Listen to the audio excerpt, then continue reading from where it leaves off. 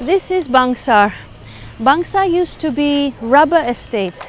Now rubber trees are from South America. They are not native to Malaysia, even though they're a tropical tree. Our nation, Malaysia, was built on rubber because that was a big export then.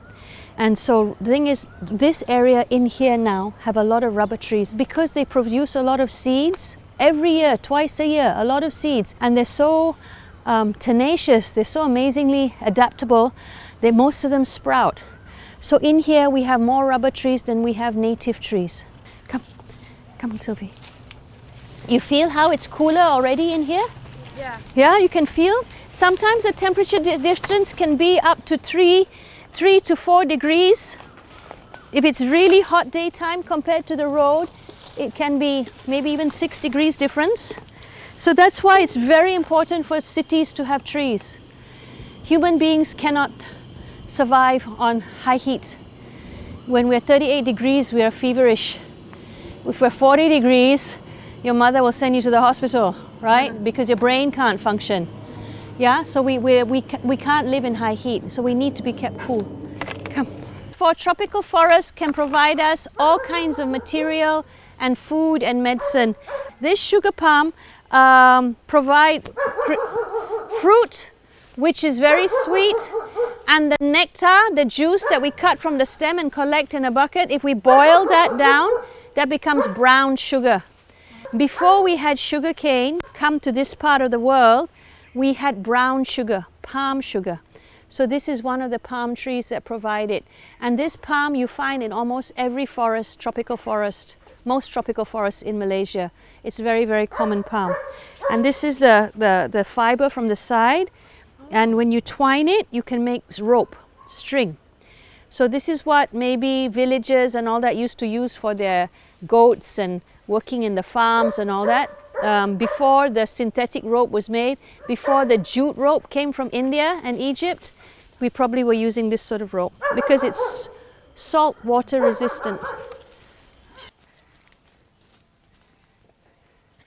This is not the rattan leaf, right?